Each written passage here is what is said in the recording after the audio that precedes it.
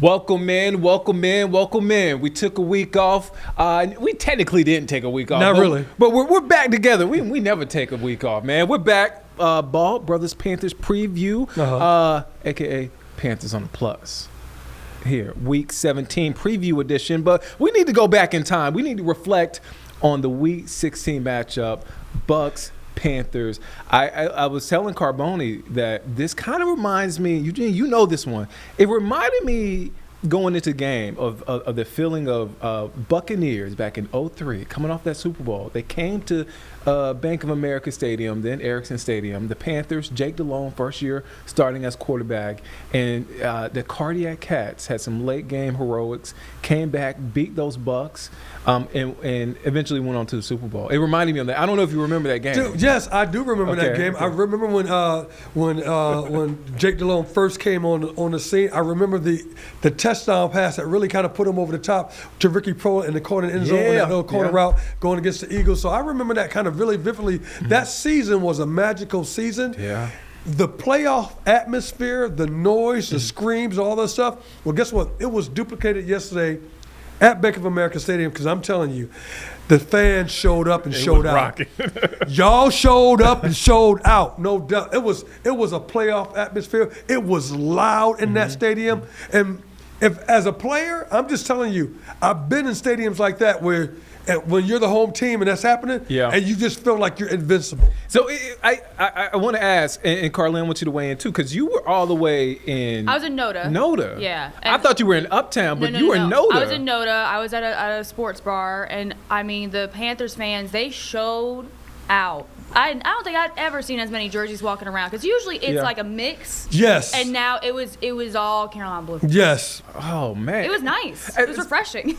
As a former player, you've been in that atmosphere before. So at home, and you played in some loud stadiums, dude. Man, I'm telling you right now. What kind of advantage is that? But it's a big advantage because you get so excited because everything you do is magnified. And, a tackle, something that's as simple as I push the guy out of bounds, and the people are screaming like, "Oh man, what'd I do? What'd I just do? What'd I just do?" It's magnified, and the fact it's a constant noise that's like in your ear, almost like your ears are ringing, and you can hear that. It's just constant, and I don't know. As a ball player, I've always felt like, "Oh, you watching me do my thing? Okay, let me show you how. I do this." And when Bryce threw a couple of touchdowns, and when Bryce scrambled through that touchdown to Sanders, man, dude, the appreciation the fans had from him, escaping the pocket, improvising, throwing the wrong, faking the throw, and then throwing the ball for a touchdown. It was crazy, brother. And then the camera view, that swinging camera view, yes, you can kind of see what the quarterback is seeing. And I'm like, man, he got it between that dude with his arm. I'm like, oh man, what? So, and that's what. So fans, let me just say, you showed up and you showed out. Yeah. You showed up and showed out. There was a lot of old Panther players there, former Panther. I saw Brinson Buckner. I saw Greg Olsen that was there. Thomas Davis, of course. Jonathan Stewart. He kind of led the charge on the field. Talking about this is a playoff game. Who else was up there? I saw a couple other people. You up were there. there? Come I know on, I was man. there, but you were there. I'm missing somebody, and I saw who was up there too. But there was James Anderson. There was a number of players. Also Captain Munderland. There was a number of players that were there who were cheering on the Carolina Panthers. And once again, we all felt that same like, oh man, I know what this feels like. you got chills. I know what this feels like. What were your biggest takeaways? I know the crowd had a lot to do with it, but some of your biggest takeaways against the Bucs, because there were at points where it looked like the week before against the Saints, where here comes this penalty, this might get us, or like the Bucs are up, or they're about to drive, and it could be a 14-3 game, and the defense turn things on their head. What was some of the big standouts for you? I was critical the 2 weeks prior to this on Coach Ejiro. I was critical about not sitting back in a zone when we got a 10-point lead, and then as the Saints kind of marched right down the field.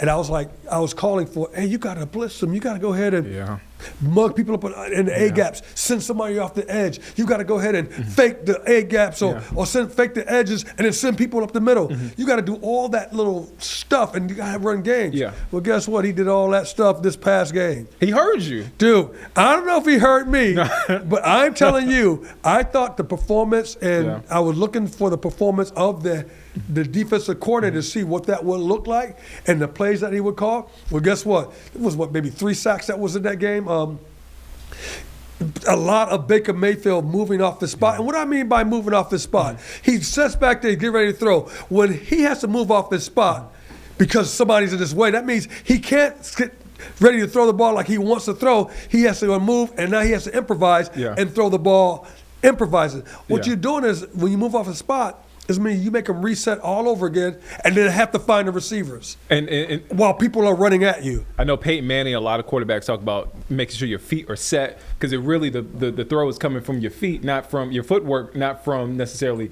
just your arm talent. And then the other thing that you compound with that is that you may have a guy thinking you're going to run an in route, that the interception by Latham Ransom, that you think is going to be an in route, and now you're like, oh, I hope he knows I'm going to throw the ball on the out because I see he needs to go that way, and it doesn't happen. So when we talk about moving a guy off the spot, I think it was Derek Brown who might have got his hand up in the middle, and then he pulled the ball down, moves up in the pocket, gets it out of the way, and he throws the ball, but he doesn't anticipate that it's going to be the in route. He anticipates the out route, and it's an interception by Latham Ransom. But that's a great play and a description of what I'm talking about, moving the guy off the spot, making him reset, now find a receiver. That's not easy to do when people are trying to knock your head off. Correct me if I'm wrong. I don't think Derek Brown was on that play. I don't think he was in on that So if play. he wasn't in it, it had to be, what was 97 then? It had to be. It might have been Bobby Brown. It might have been Bobby Brown. Every little Bobby step. Brown. I think that might have been Bobby Brown. But I know someone got their hand up and I said, dude, I said, because as soon as he pulled the ball down, I'm like this, I said, dude, now he has, and I'm thinking to myself, you got to reset. You got to reset. And I was hoping, I said, I bet you, and I said this in the corner of my mind, I said, I wouldn't be surprised if he throws an interception. That interception happened, and I think everybody was kind of like, wait. It's over? It's over. I don't know how it was. I was at home, I'm like, wait, it's over? We said the same thing. We looked around, go like this, hold up. And then you hear that.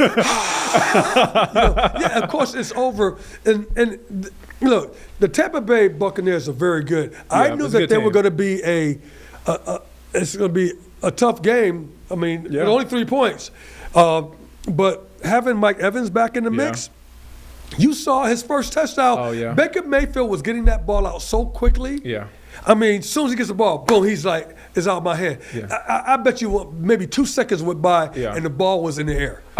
You know what? I got to shout out 2 people on that defense. Mike Jackson continued to step up because he gave up that touchdown, which is always an automatic. And it was a big frustration with Carolina. We always played Mike Evans one-on-one.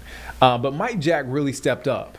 And also Nick Scourton, because he really – the leader in getting to the quarterback. Getting to the quarterback. Coming off that edge, the shot, to move that down, to collapse the pocket. And I've been critical of Nick Scourton. I mean, he's a rookie, so it's hard for me to be too critical. I'm like, man, you gotta get home. And dude, he got home a lot. And sometimes, and Briston Buckner reminded me of this when we were sitting there, we were talking. He said, sometimes, Gene, it's not about getting the sack. It's about causing so much confusion that he doesn't have a place to throw the ball. Yeah. And then there's a sack. Yeah. And I said, you're absolutely right, because we look at the end. You got to get that sack. You got to get the sack. But I'm going to look at the total play.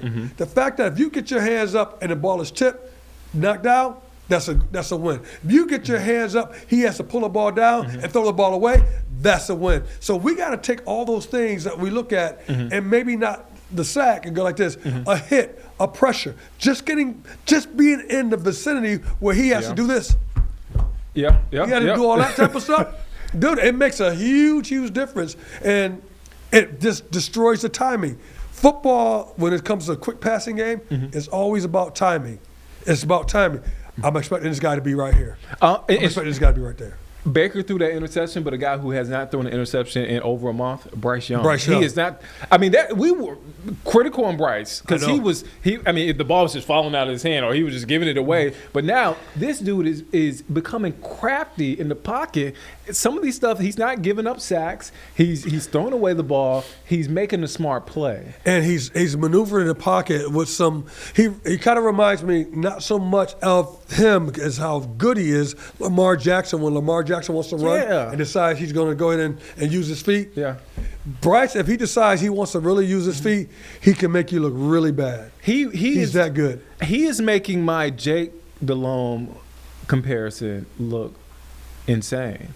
Because I said all you have to do is beat Jake Delhomme, but he's looking like Drew Brees out there. Because the ball's coming out quickly. And the other thing is off the. Yeah. So let's talk about the touchdown to I think it was Jalen Coker this week. Well, he recognizes a matchup. He recognizes a matchup. He got one. So we got zero coverage, means that everybody's in man. We got the safeties in man. We got everybody's in man. We're covering all four receivers that can go out. And if the back happens to slip out, then the backer's going to pick that guy up, right? But everybody's covering. Yeah. Corners and safeties. When you have zero coverage, that means people are blitzing you and they're about to get in your face. Yeah. He recognizes it. He sees it, gets a guy in to help him on the block. I need people to come ahead and block. Brings it back in, and then drops back. Boom! I'm gonna throw you open, dude. I'm gonna go ahead. I'm about to throw this go route on the right hand side. I'm gonna let it eat. He's throwing, and when you say I'm letting it eat, he's throwing people open. Cam Newton used to forcefully throw people open, but Bryce is actually because he's leading. Yeah. He realizes, particularly when we saw the touchdown pass with McMillan. Yeah. He threw the ball and it's way out in front. Yeah. So that you have to catch it out in front. Yeah. Now, as a defensive back, where am I traveling? I'm traveling on your hip typically. Yeah. And then to get to that space, the ball's going to be a little bit further. Yeah. I got to either run a little bit faster or slow you down so that you don't. And if he hits you in stride, it's like ain't nothing that you can go ahead and do. Yeah. Let me digress. It was the Packers against the Bears, and DJ Moore on that last touchdown. He's running on a go route way outside. Caleb Williams throws that ball way down the field. The defensive back is right there. It drops right in a bucket right over the top of his hands. I'm going like this. Dude, you couldn't even place it any better than that. Don't give the defense a chance. Don't give the defensive back a chance. That's what Bryce is doing. Bryce is throwing guys open. He's putting the ball where he needs to put the ball. Yeah. The same thing Baker Mayfield on that first touchdown to Mike Evans.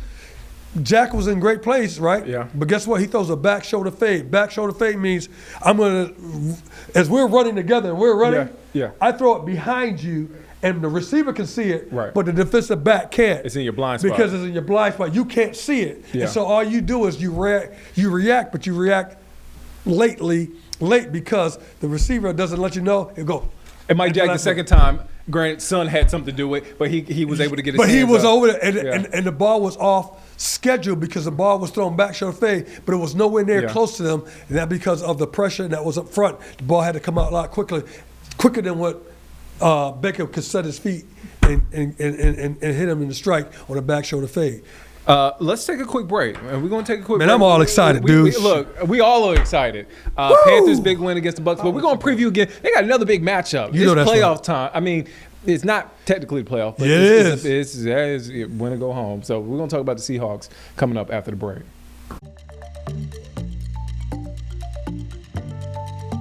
Welcome back, Panthers on the Plus, a.k.a. the Ball Brothers Panthers preview, week 17. We talked about week 16 before the break. Let's talk about week 17. We play the Seahawks, another big matchup at home against your former team. We're talking to one of the 50 greatest players in Seahawks history right now. Not to just put you on the spot like that, but, hey, I had to. Seahawks, they're a hot team right now, man. You're talking about Sam Darnold, Kenneth Walker, Jackson Smith and Jigba, also Shaheed. I know, he came from the Saints. And playing well. They're hot at the right time.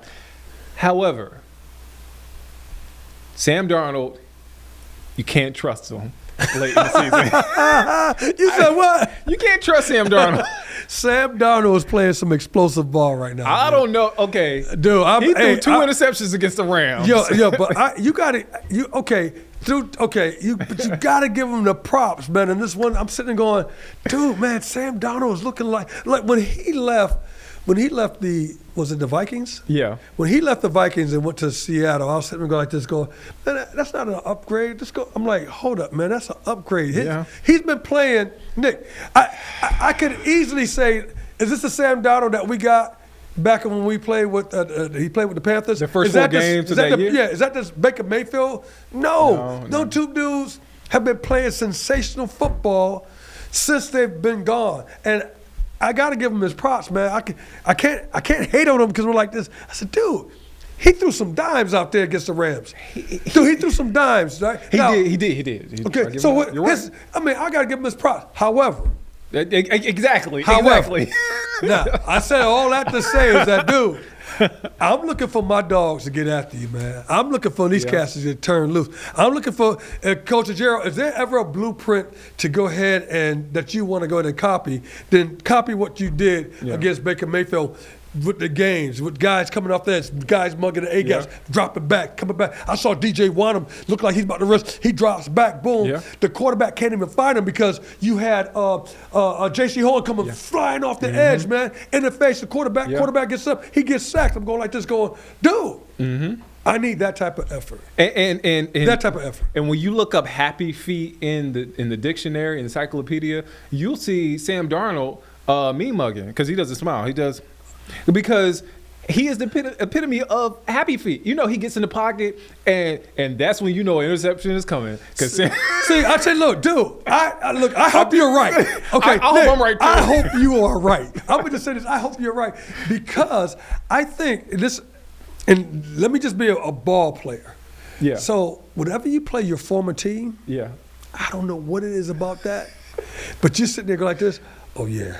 I'm about to go ahead and get diabolical on these cats. You think Sam Darnold Absolutely. has that? I can see that. I see it in Baker Mayfield. Baker, yes. Okay. Every former team that you played with, because they let you go under different circumstances. Yeah. And then you don't keep a chip on your shoulder, but you sit there go like this. All right, when I'm out this calendar, I'm gonna let them know what they miss. Yeah. I'm gonna let them know what time it is. Now he's been balling. Your boy's been balling. Yeah. Baker's been balling. He's been balling. Got it, right? Yeah. But all that goes aside because I really believe these Panthers are hungry. They see that. They see it. I mean, that was a championship atmosphere, and it's going to be another championship atmosphere. And don't forget, we won games we ain't supposed to win, dude. Yeah. What? Rams. Shout it out.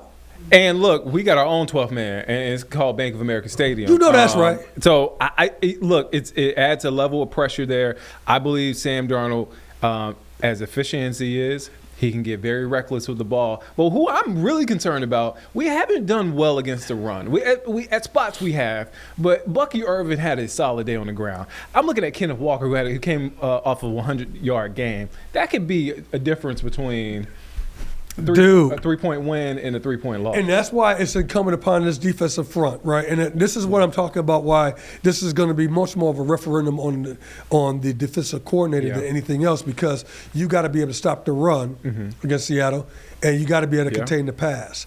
To contain the pass, I'm looking for pressure. But against the run, dude, you got to have all linebackers on set. And here's the thing.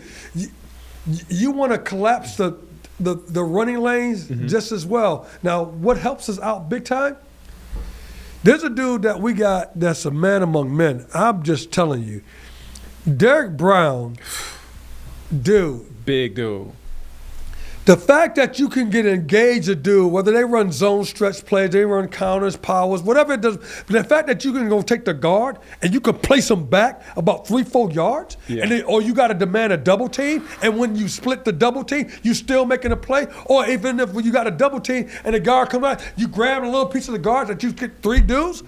Dude, somebody got to eat, and that means the linebackers, Roseboom, right. I don't know if Wallace is going to be ready. But even Sherless has been. Sherless? I like Sherless. Yeah. You got to be. You have to make the tackle. Yeah. You got to make that tackle. You got to make that tackle in the hole. He can't fake you out, because if he fakes you in the hole, guess what? Ain't nobody there unless it's Nick Scott in the back. Right. But the safety's back there waiting for that dude, and now there's too much room to go. So you mean like Nick Scott is back there, right? I'm saying Nick Scott or Latham or whoever it may be, they're going to be back there, and you have to go ahead and make that tackle because if it doesn't happen at the very front, then that means you got to make an open field tackle, and those tackles are very difficult to make. Open field against take your pick. Any back in the league. I tried to bait. I know you tried. I know you up here baiting me. I know you baiting me. Look. Nick has your namesake, man. He got your name, dog. I'm just saying, dude. I'm just saying. No, you're right. You're right, though. When I'm looking at our defense, this is really going to be about how well Coach Ejiro can go ahead and call defense to stop the run and then put pressure on the pass without I know we're going to be man-to-man, but here it is.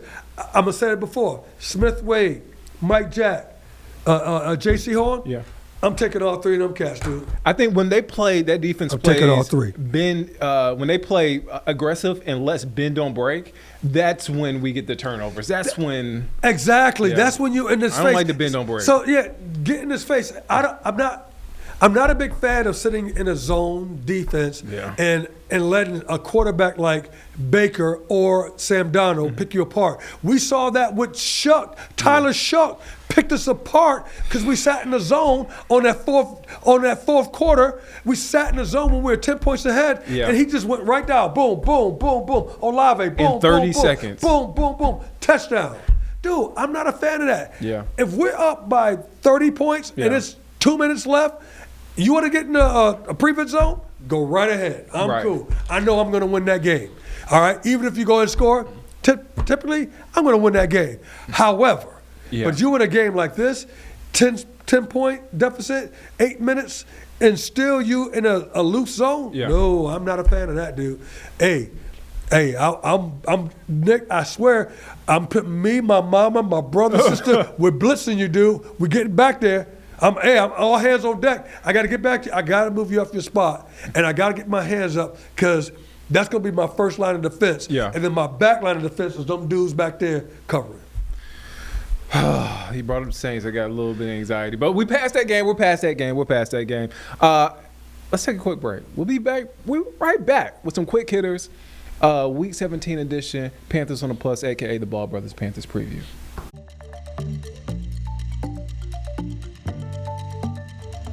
Welcome back here on Panthers on the Plus, a.k.a. the Ball Brothers Panthers preview. I'm with my ball brother, Eugene Robinson.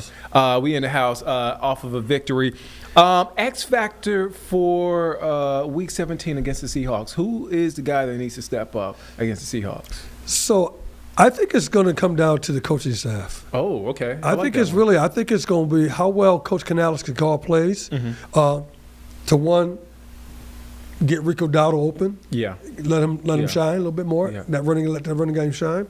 And then defensively, I think it comes down to what plays that Coach Ejiro, what did he call to stop the run and then stop the pass? I mean, that team is a solid team. Yeah. And if the Rams are any indication how they can go ahead and come back and play and win a game, that should tell you. The fact that we played them down here in Bank of America Stadium, I'm happy about that. All right, I'm happy because I think that's a home field advantage for us. I think the fact that you throw it out, you throw caution to the wind, and you throw those games out like no one thought we would beat the Packers. No one thought we would beat the Rams. No one's thinking we're going to beat the Seattle Seahawks. Nobody thought we were going to beat the Dallas Cowboys. Nobody's thinking that. So here it is. You get the chance to change the narrative, change the story. Here's the thing. Why can't you win? Where's it written at? That's why they give that's why they give the second baseman a glove, right? Boom. Ball's hit to second base. Yeah. I give you a glove to see if you field the ball and throw to the first base or do the double play. That's why I give you a glove. And I just thought about that. You said Sam Darnold is going to be pumped up for this game, a former team. You know who else is going to be pumped up? Dave Canales, Dan Morgan, their former team. Exactly. There is a history. Don't forget. Because Dave Canales is pumped up against Tampa because that's also his former team. Because there's a history. I asked Coach Canales about that. I said, what about the history with you and Baker? Is there any technical advantage? He said, no, I know him. He knows me. He said, but he had a number of different coordinators now. He said, but you know what a guy likes. You know what a guy can do, this and that. Same thing. Yeah. Same thing. Yeah. I mean, don't forget, Geno Smith when he was with Coach Canales, had his best season. he had like maybe, I'm going to say 28 touchdowns, 10. He had over 4,000 yards, 28 touchdowns, maybe 9 to 10 interceptions. Looked like West Virginia Geno. Yes. I mean, he did. He was, because Baker his year had 30 touchdowns, or 31 and 10, or 31 and 9 with interceptions, or over, what, 4 grand yards. I mean, they're going to be pumped up for this game. I think just throwing this out here, and I want to get your reaction. Can I put this too? Yeah, go ahead. No penalties. We got to play. Yeah. Remember, yeah. 11 penalties against the Saints. I think we had 4 or 5 penalties this game. Yeah, and the penalties bit the Bucks.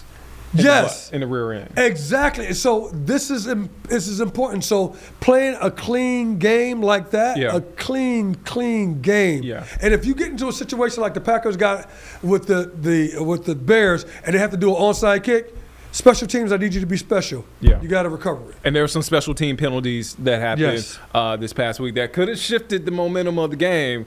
Got a little spooky at times. I wanted to mention getting T-Mac involved. And not waiting, because it was interesting strategy. Dave Canales decided, all right, we're going to go out throwing the ball.